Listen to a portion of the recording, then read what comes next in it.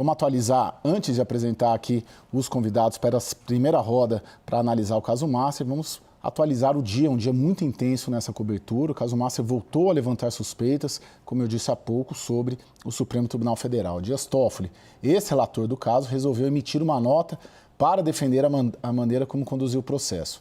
E já Alexandre de Moraes teria conversado com Daniel Vercaro horas antes do dono do Master ser preso pela primeira vez em novembro de 2025. A reportagem é de Luciana Amaral, direto de Brasília. A nota de Dias Toffoli detalha cronologicamente ações que o ministro tomou enquanto ainda era relator do caso Master no Supremo. Já ao final da nota, o magistrado frisa: até o dia 12 de fevereiro de 2026, data em que deixei a relatoria do caso, nenhum material havia sido encaminhado ao Supremo Tribunal Federal. Toffoli se refere aos resultados das perícias da PF sobre celulares apreendidos em operações contra Daniel Vercaro e outros investigados.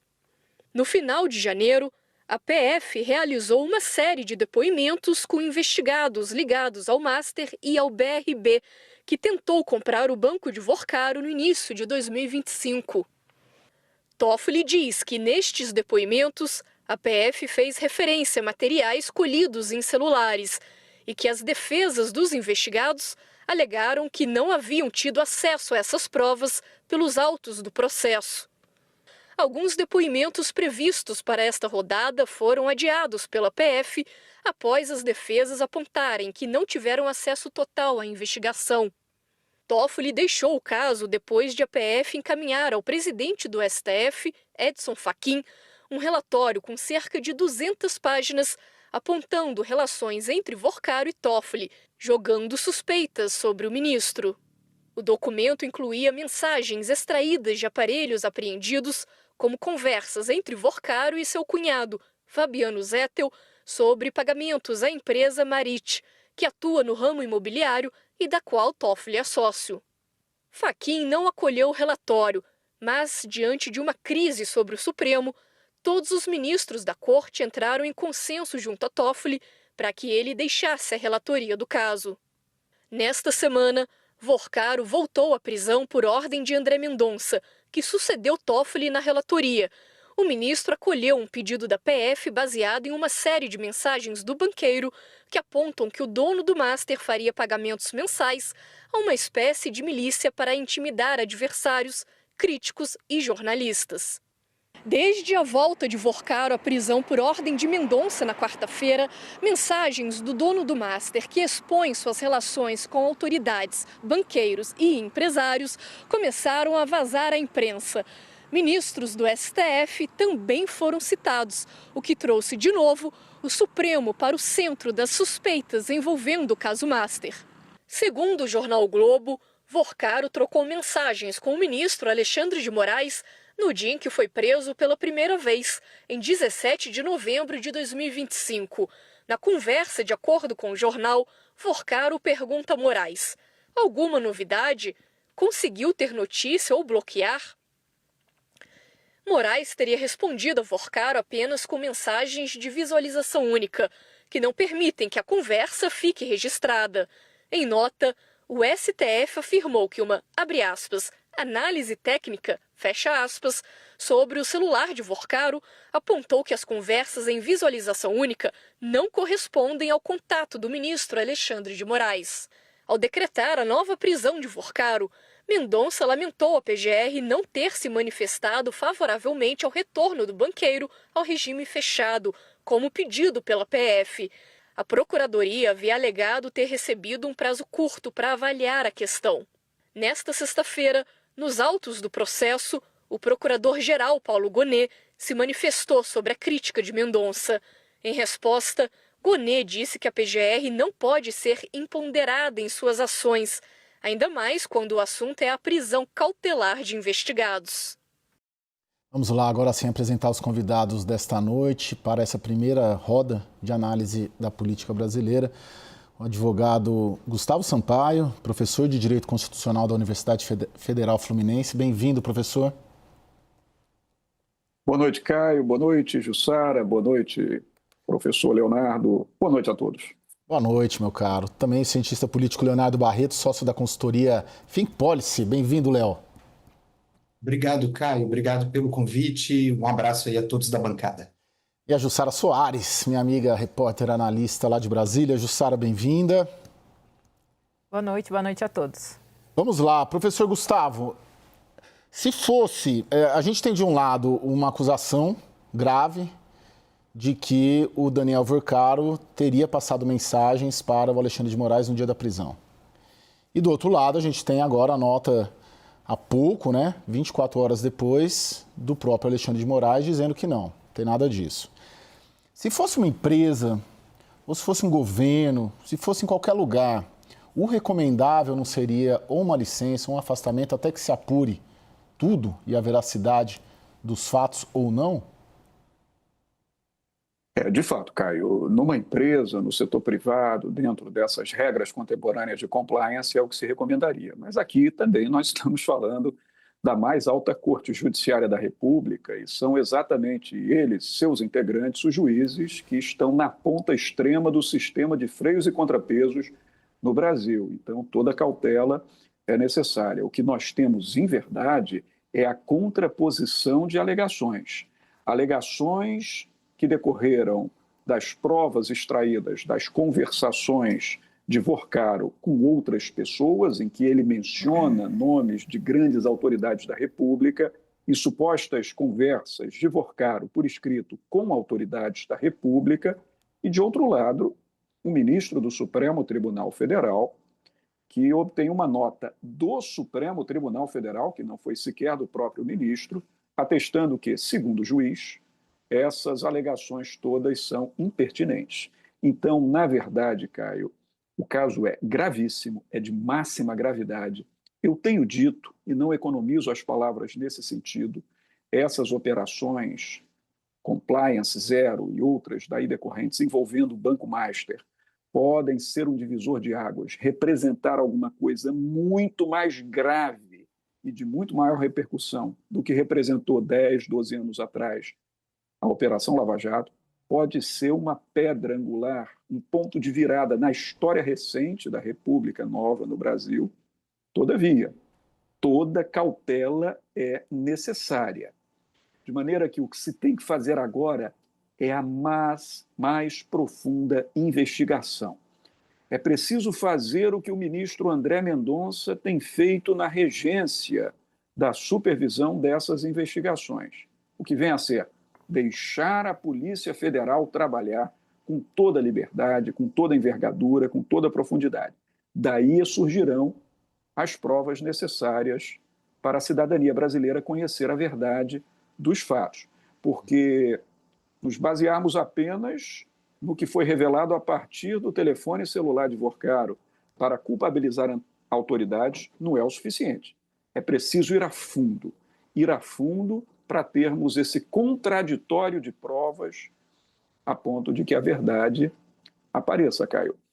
Ô, Léo, tem várias questões bacanas aí, importantes, relevantes do professor, mas eu queria comparar o momento Moraes com o momento Toffoli, isso num prazo de 1 mês, 2 meses. A crise que o Moraes está levando para o Supremo Tribunal Federal, na sua visão, é igual, maior ou menor do que a crise que o Toffoli levou para dentro do Supremo Tribunal Federal, no caso Master? Boa pergunta, Caio. Eu acredito que é uma crise maior, porque, querendo ou não, ali, olhando para a situação do ministro Toffoli, você estava falando de relações comerciais envolvendo um empreendimento, bens privados, e no pouco que eu conheço, nesse caso, existe um contrato, a pessoa que é titular do contrato não prova os serviços prestados até agora, né? E há uma suspeita de que esses serviços, na verdade, eles são desempenhados pelo ministro, né? E isso traz uma situação que, para mim, é pavorosa de pensar, que é, se há, né, esse contrato, pode haver outros, né? outros ministros podem estar tocando, isso é um procedimento comum. Eu acho que isso traz questões para a gente escapar do noticiário factual, né? Enfim, se fulano é culpado ou não. E acho que traz questões institucionais muito importantes, como o professor Sampaio disse. E acho que a primeira delas é a seguinte: que controle que existe, né? Assim, que segurança que nós temos que hoje ministros da Suprema Corte, do STJ ou de outros tribunais não militam privadamente para clientes, né? Utilizando o Estado como se fosse seu patrimônio, né? Eu acho que isso traz uma questão muito séria, inclusive, né, pedindo licença para o professor Sampaio, que sempre é mais ponderado do que eu, da gente descobrir se a gente tem um STF, né? Porque é incrível que nós, voltando à sua primeira pergunta, não era mais adequado que o ministro se afastasse, mas quem pode afastar o ministro? Hoje eu tive a curiosidade de ir no chat GPT, Gemini, enfim, perguntar: o ministro André Mendonça pode mandar prender o ministro Alexandre de Moraes? E não pode. E se não existe instituição acima dos ministros, a gente tem que se perguntar se existe instituição. Então, o STF é uma ficção, apenas um lugar, né, onde a gente tem 11 detentores, né, de poder absoluto que vão para lá fazer negócio. Eu acho que hoje essa é uma questão que a sociedade brasileira precisa responder. Jussara, o professor já vai responder isso, estava aqui inclusive no meu roteiro, essa questão do processo criminal, né, professor? A gente inclusive durante a semana falamos sobre isso, pelo WhatsApp, tirando essas dúvidas, né, porque a gente está vivendo um momento inédito de uma apuração ou de suspeitas de corrupção por parte de ministro da Suprema Corte. Mas só antes, para colocar a Jussara, professor, já vou com o senhor, eu queria te ouvir, Jussara, sobre como a política está enxergando o caso Moraes. Eles colocam no mesmo patamar do Toffoli ou subiu o tensionamento, aumentou o tensionamento? Qual que é a situação política hoje em Brasília do Alexandre de Moraes? É de blindagem ou é de repente, vão soltar essa mão?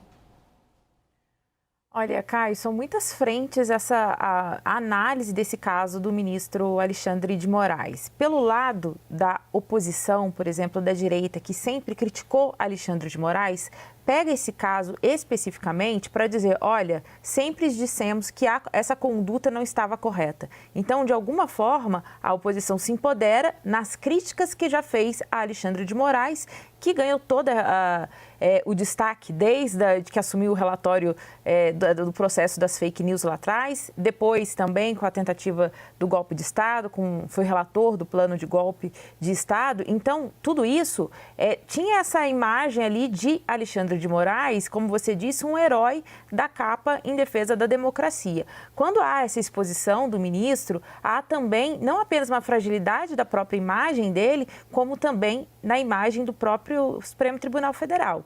Porque hoje Alexandre de Moraes é o vice-presidente do STF. E durante todo esse processo do plano de golpe e também começando lá atrás no processo de fake news, Alexandre de Moraes ganhou o respaldo dos seus pares. A gente lembra que o STF sempre foi fragmentado e diante dos ataques à corte, a Suprema Corte, né, os ministros acabaram se unindo e muito empoderando o Alexandre de Moraes. Agora, internamente, a situação em que Alexandre de Moraes está, ela é considerada, assim, mais grave que do ministro Dias Toffoli, até pela posição mesmo que ele assumia.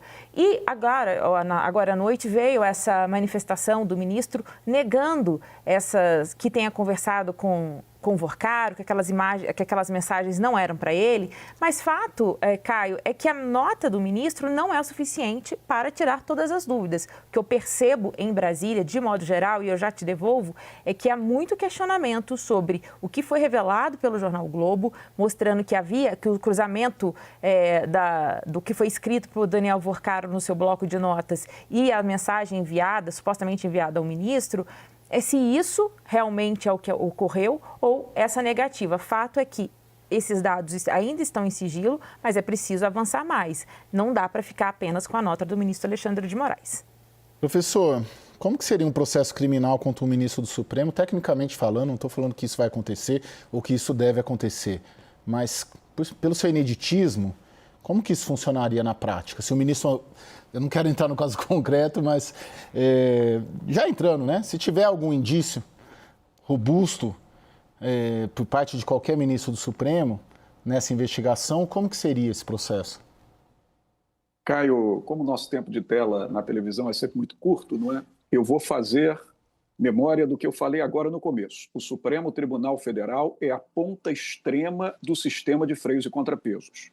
O que eu quero dizer com isso? No Brasil, país de jurisdição una, país que concentra toda a função jurisdicional no Poder Judiciário, diferentemente do que acontece na Europa continental, o Poder Judiciário já é o poder de controle de legalidade. Já é aquele poder que tem autoridade para dizer o que está certo ou errado na dinâmica dos outros poderes. Dentro do Poder Judiciário, o Supremo Tribunal Federal é a ponta extrema desse controle, é a Corte Suprema. Então, respondo à tua questão. Diferentemente do que acontece com outros 18 mil juízes de direito, juízes federais, juízes do trabalho, desembargadores de tribunais de apelação e até ministros dos tribunais superiores, e a lógica do Poder Judiciário, da Constituição da República, é que um juiz goze de prerrogativa de foro sempre num tribunal acima da esfera judiciária dele. No caso dos juízes do Supremo Tribunal Federal, o artigo 102, inciso 1º, a linha B da Constituição é claríssimo. A quem compete julgar por crime comum, Caio, um ministro do Supremo Tribunal Federal, o próprio ministro, o próprio Supremo Tribunal Federal. No regimento interno da Corte, quem dentro do Supremo Tribunal? O plenário, o conjunto dos 11 juízes do tribunal. Então, somente o Supremo Tribunal julga por crime comum juiz do Supremo Tribunal. Precedente na história republicana? Nenhum. Outra hipótese constitucional. Essa vem do artigo 52, inciso 2º, que também responde à segunda metade do teu questionamento. Por crime de responsabilidade. Quem julga ministro do Supremo Tribunal Federal? O Senado Federal. Em 137 anos de República, não temos nenhum caso de impeachment de ministro do Supremo Tribunal no Senado, o que não quer dizer que não venha a acontecer o primeiro. Estamos em tempo de grande transformação. E aí, Caio, para concluir, eu sou forçado, nesse limite entre análise jurídica e análise política, a te dizer o seguinte: Vorcaro é, no mínimo, muito inteligente. Para fazer tudo o que ele fez, esse cidadão tem um nível de inteligência acima da média. Quando ele cita nessas conversações dele, e note, Caio, eu não estou aqui fazendo defesa de ministro do Supremo, não me cabe isso. Também não estou sendo promotor de nenhum deles, acusador de nenhum deles. Quando ele cita muitas autoridades judiciais nas conversas, até com a namorada, com outras pessoas, o que me veio à mente de início é que ele talvez estivesse pré-questionando algum futuro cataclisma na vida pessoal dele, o que é muito comum nessas pessoas que funcionam em esquema de máfia. E caso os seus portáveis pessoais, seus comunicadores pessoais fossem apreendidos, haveria prova contra, ou pelo menos indício, contra muitas autoridades da República. E aí eu te digo, não creio neste momento nem num processo crime por crime comum no Supremo Tribunal, pelas razões mais do que sabidas. O Supremo Tribunal é como uma concha que, quando nela se toca, se fecha, se protege. E não creio em crime de responsabilidade sendo apreciado no Senado, porque no Senado a petição de impeachment de um ministro do Supremo Tribunal começa pelo presidente da Casa Legislativa, que faz um primeiro juízo de admissibilidade, e se passar por esse juízo monocrático do presidente da Casa, é que se abre uma primeira comissão de senadores para se fazer um segundo juízo de admissibilidade, para depois, se aprovado, instaurar-se o processo crime de responsabilidade por uma outra comissão, para, ao fim e ao cabo, julgar-se aquele acusado perante os 81 senadores integrantes da Casa Legislativa. Na presidência da Casa Legislativa, nós temos Davi Alcolumbre, que é mencionado nesse coquetel de comunicações, toda a relação dele com o Amapá, onde o Amapá Previdência verteu mais de 300 milhões de reais de investimento no Banco Master, e outras tantas autoridades, aqui no meu estado também, estado do Rio de Janeiro, Rio Previdência, a autarquia previdenciária investiu mais de 950 milhões de reais no Banco Master. É a autoridade dos três poderes de todas as esferas de governo possivelmente envolvidas ou beneficiadas. E acho que a estratégia de Vorcaro foi deixar suspeita e indício contra todos. convidando a um consenso nacional pela impunidade. Então, nota, o que você tem que fazer agora para concluir, que eu extravasei o tempo? É investigar caso a caso. Eu não posso presumir que o ministro do Supremo Tribunal está envolvido. É preciso investigação competente, prova competente, Polícia Federal funcionando muitíssimo bem. Agora, Caio, para concluir, se vierem as provas, será necessário que o Supremo Tribunal Federal corte na carne. Sim. E se vierem as provas, será necessário que o Senado Federal supere esses mais de 136 anos de história e chegue ao primeiro episódio de impeachment. Por que eu estou dizendo isso? Porque aqui nós temos um papel fundamental de alguém que não pode dormir, cochilar nem um segundo. Sabe quem é, Caio? A imprensa brasileira, que precisa, na sua liberdade democrática de informar, permanecer atenta e vigilante, custodiando todo o andamento dessas investigações, para que haja revelação da verdade e, doa quem doer, um consenso nacional pressionando as instituições do poder constituído para que elas funcionem. Senão, Caio, a República jamais será República, a verdade jamais será verdade, e nós jamais realizaremos o que tanto a Constituição diz nos seus termos, que todos são iguais perante a lei e que todos são sujeitos à autoridade da lei. Caio. E aí, Léo, eu sinto que o professor é um pouco mais pessimista em relação a essa possibilidade de avançar. Eu estou um pouco mais no seu grupo, mas é uma reflexão que nós que estamos fazendo essa cobertura da imprensa, e esse caso só está onde está hoje, muito em razão da imprensa, do Banco Central e da Polícia Federal. Isso precisa ser dito e lembrado sempre. Eu tenho minhas dúvidas reais até que ponto o sistema vai conseguir expurgar. Mas especificamente, Leonardo, te perguntando sobre o Supremo Tribunal Federal, ele teria talvez chegado num ponto de não retorno dessa crise, a ponto de ali na frente ter que depurar, seja por um processo jurídico, caso haja provas, seja num processo político pelo Supremo Tribunal Federal? O Supremo chegou no não retorno? Olha, Caio, falar de fundo do poço no Brasil é muito difícil, né? Agora, eu acho que a gente tem duas opções, né? De forma simplificada. A primeira delas é investigar e seguir o caminho, né, que o professor Sampaio trouxe, lembrando também da participação do senador Alessandro Vieira no WW essa semana, onde ele se mostrou que as instituições elas precisam funcionar mesmo toda a descrença e toda a desconfiança. Agora, existe uma outra possibilidade, que é nós caminharmos para instituições zumbis, né? O que são instituições zumbis?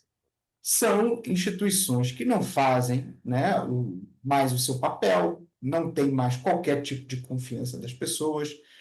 Depois desse processo todo, que tipo de fé pública, que tipo de credibilidade os ministros, por mais que mas não provou o celular ali, o meu perito contrariou o seu, mas o fato pela enésima vez, a gente tem que lembrar daquele ditado de honesto e de ser honesto de parecer honesto. E o Supremo Tribunal Federal, alguns ministros, não tomam qualquer cuidado nesse sentido, né? Então, assim, a gente tem um outro cenário muito negativo, que é uma instituição zumbi, né? Uma instituição onde os ministros, alguns ministros, são mortos em vida, né?